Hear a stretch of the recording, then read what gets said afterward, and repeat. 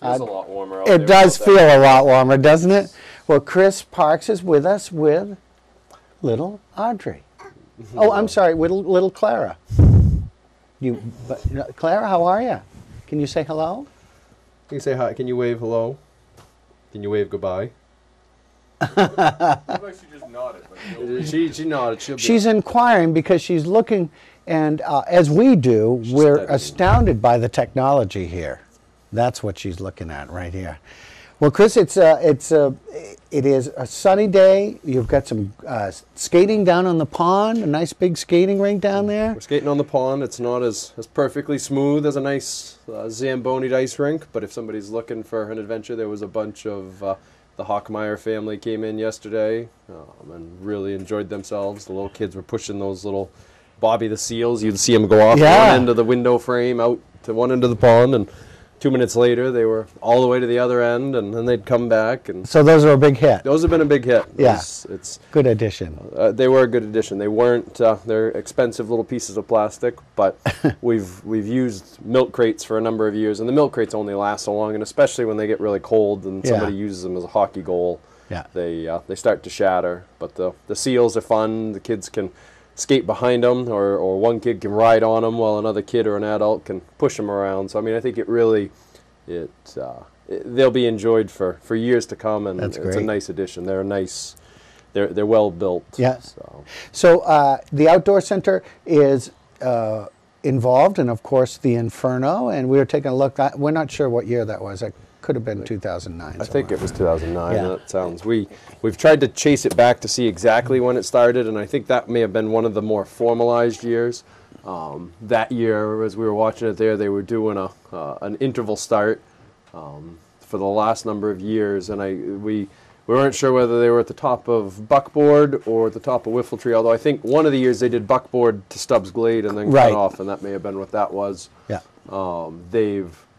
They bounced around with a few different things, and I think starting at the top of whiffletree was a little more aggressive than it needed to be. So the years that I've known it, since 2012 or 13, it started at the bottom of King Pine, so that the riders go up they start at the lodge in the morning, everybody gets their bibs, and then we hop on a shuttle bus, dump everybody off at Whiffletree. All the alpine skiers and snowboarders are looking at all these people that load the chair, and a little bit of a puzzled look on their face. In costume. Some of them in costume. We encourage folks to get into costume to enjoy the spring flare, ride the chair. And I have never done the race. I'm not an accomplished enough skier to do it, but I've been at the bottom for the start to collect all the jackets. And I enjoy watching everybody make their way down Two Hall almost as much as anything, because we usually try to make sure there's a half hour. If the weather's nice and the temps are comfortable, we usually aim to have a 10 o'clock start, and it usually takes a half hour for some folks to make it from the top of Whiffletree back and forth down Two Hall just to get to the bottom of King Pines. Watching some of the techniques is quite entertaining. I mean, if you wanted to call it technique, I mean, some folks definitely have technique, other folks have defense mechanisms. Yeah, they were doing the pole between the legs trick. Yeah. That's like those sleds we used to have that had the little brakes on them, I suppose. The harder you pull up, the more it'll resist. But the skinny skis are a little more challenging, but that's what makes it so edgy and fun. It does. Get on the skinny skis. Yes. So you have skis available if someone doesn't have their own and wants to get involved in this. Can they come down and rent and still get involved? They can come down and rent. We'd like to try to feel people out, obviously, if it's somebody that's never skied before and thinks they're going to jump on skis. And I mean, I see somebody's tele skis sitting there. Some people will, so we've had folks do it in tele skis, but somebody's an alpine skier or a tele skier says, oh, I'm going to come do that. You kind of want to make sure that you have half an idea of what you're getting into.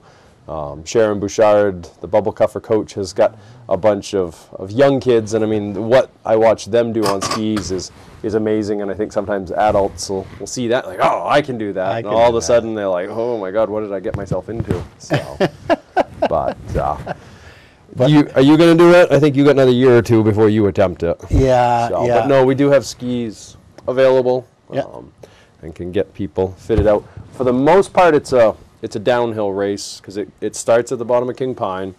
What we all think of as a flat trail down Cross Hall all of a sudden turns into not flat at all on skinny skis without metal edges, and you come down Cross Hall, turn in on Stubbs Glade, go down, I call it Stubbs Glade, Danny and Listo call it the bottom of Condo Crosscut, where those come back together. There's the water department's got a building there, and that makes its way down past all of the condos that start appearing on the east side of the mountain. And then folks turn in on our Trail 21, which is the same spot if you're going to go hike the Burnt Mountain hiking trail, or if you're coming out of Brackett Basin, it's that access way. So that's a hard 90-degree corner, and then from there it's down 21, which is downhill a little bit, and then all of a sudden there's some flat traversing, and then it drops downhill again, and then there's some flat traversing and a little bit of an uphill climb, and then once you get beyond that point, it's downhill until you hit an interesting course. It is, and I want to say, I should have looked at the times. I want to say that I think we're at, a couple of years ago, I think in really good snow conditions, a good fast time was around 12 minutes. That is fast. I'd have to double check that, but something around there. I mean, that's a pretty good fast time. It's a pretty fast time, and I think we measured it at around 3.5 miles. It's got to be more than that. Yeah. How was breakfast, little girl?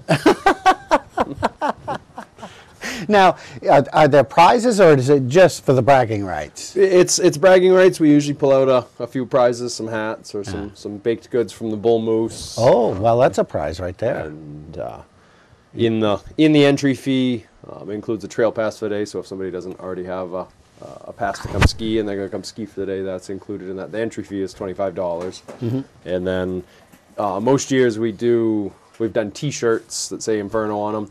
This year I did hats, so I know some folks may be looking for that commemorative T-shirt, but we figured we'd mix things up a little bit. You like the hat, huh, Clara? We've got some hats that have got the Outdoor Center logo on it. We've got the logo back in action. That's been approved through marketing, so we're trying to work that on it. We've had a lot of people over the last few years ask, like, hey, I want something with your logo on it. There you go. And so we're working to bring that back. Oh, that's great. We're going to take a quick break. We're going to come right back. Claire's ready to go out and do some skiing or something. We'll come back and talk more about the Outdoor Center, and you're being awful adorable this morning.